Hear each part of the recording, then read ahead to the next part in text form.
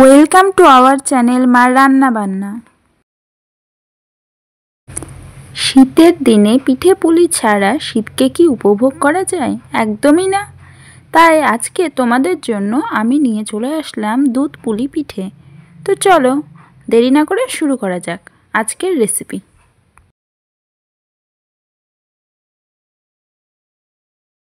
আমি ক্ষীর করার জন্য 3 কাপ পরিমাণ দুধ নিয়ে নিলাম। এবার ওভেনে একটি কড়াই বসিয়ে দিলাম। এবার আমি পরিমাপ করে রাখা দুধ কড়াইয়ে দিয়ে দিলাম।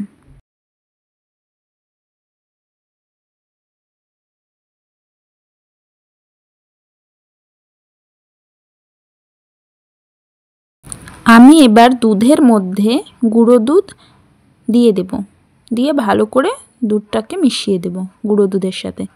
আমি 3 কাপ পরিমাণ দুধ নিয়েছি, তাই আমি 3 কাপ পরিমাণ গুঁড়ো দুধ দিয়ে নিচ্ছি। তোমরা যে পরিমাণ দুধ নেবে সে পরিমাণ গুঁড়ো দুধ অ্যাড করে নেবে। এবার আমি ভালো করে গুঁড়ো দুধের সাথে দুধগুলো মিশিয়ে নেব যাতে গোটা হয়ে না থাকে। আমি এখানে বাড়িতে ক্ষীর তৈরি করে নিয়েছি, বাজারের ক্ষীর আমি ইউজ করিনি, কারণ বাড়িতে গুঁড়ো দুধ দিয়ে দুধ চাল করে ক্ষীর তৈরি করলে সেটির স্বাদ বাজারের ক্ষীরের তুলনায় অনেক বেশি হয়, তাই আমি এখানে বাড়িতে ক্ষীর তৈরি করে নিচ্ছি। এবার আমি ক্ষীরের মধ্যে সুগন্ধের জন্য এলাচ গুঁড়ো অ্যাড করে দিলাম।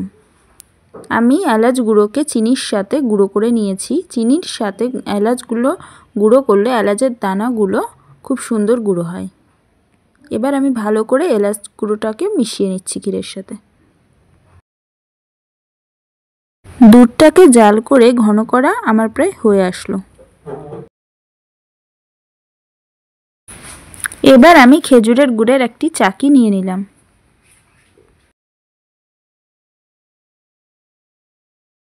এবার আমি খেজুরের গুড়ের চাকিটাকে ভেঙে নিলাম।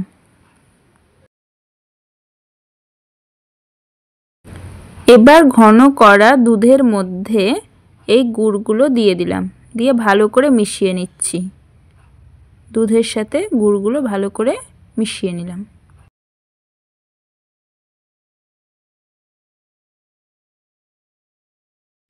এবার মিডিয়াম আঁচে ধীরে ধীরে জাল দিয়ে ঘন দুধটাকে ক্ষীর করে নেব, আর গুড়গুলো ভালো করে বারবার নেড়ে মিশিয়ে নেব।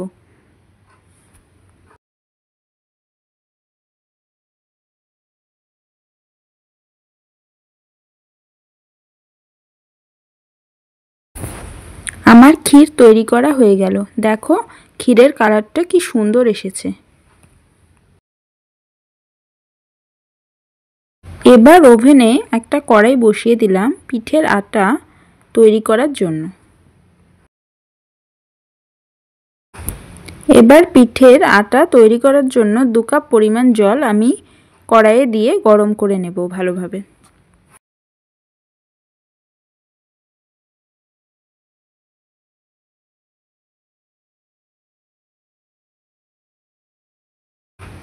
জলটা ভালোভাবে গরম হয়ে গেছে। এবার এই জলের মধ্যে আমি একটু তেল দিয়ে নিলাম। এই তেল দেওয়ার ফলে আটার মাখানোর ডোটা খুব মসৃণ হবে, যার ফলে পিঠের উপরিভাগগুলো খুব সুন্দর মসৃণ হবে। এবার আমি এই গরম জলের মধ্যে চালের গুঁড়ো দিয়ে নিচ্ছি। আমি এখানে আতপ চালের গুঁড়ো ইউজ করেছি। এবার ভালো করে আতপ চালের গুঁড়োর সাথে জলটাকে মিশিয়ে নিচ্ছি। আমি এখানে 2 কাপ পরিমাণ আতপ চালের গুঁড়ো নিয়ে নিয়েছি। তোমরা যে পরিমাণ জল দেবে সেই পরিমাণ চালের গুঁড়ো নিয়ে নেবে। এই দেখো আমার আটার ডোটা তৈরি হয়ে গেছে। এবার এটি হাত দিয়ে আমি ভালো করে মেখে নিচ্ছি।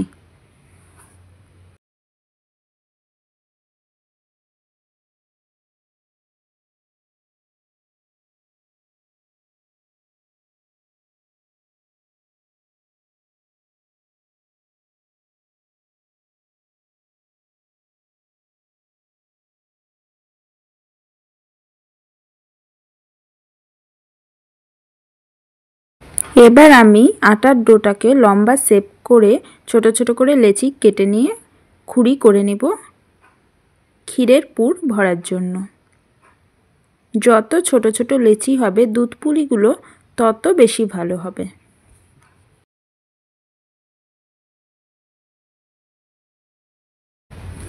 এভাবে আমি খুঁড়িগুলো করে নিচ্ছি।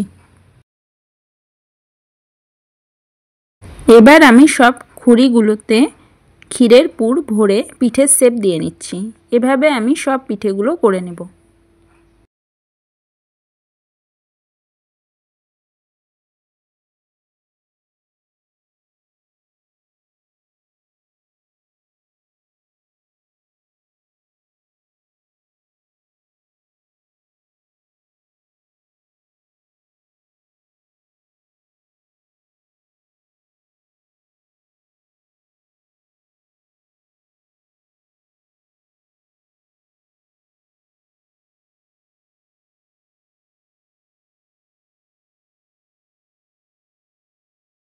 এই যে দেখো আমার সব পিঠেগুলো তৈরি করা হয়ে গেল।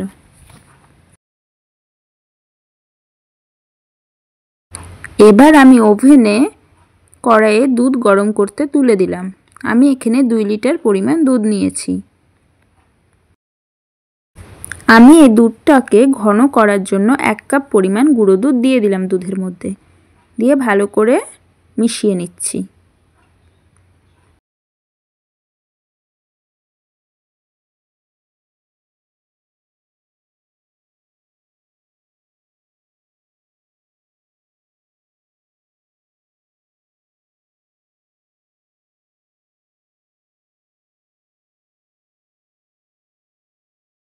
সুগন্ধের জন্য আমি 6-7টা এলাচ একটু গুঁড়ো করে দুধের মধ্যে দিয়ে দিলাম।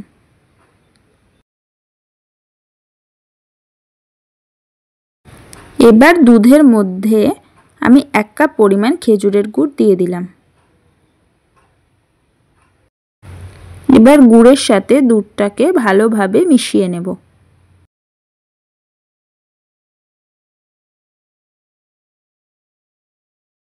মিডিয়াম আঁচে দুধটাকে একটু ঘন করে নেব।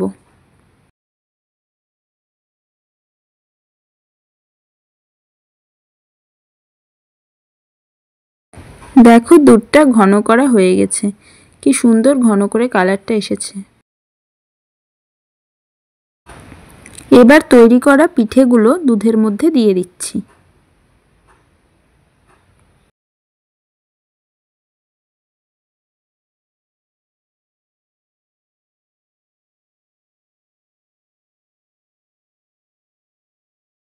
এবার পিঠেগুলোকে দুধের সাথে নেড়ে হালকাভাবে দুধটাকে ফুটিয়ে নেব, যাতে পিঠেগুলো সুসিদ্ধ হয়ে যায়।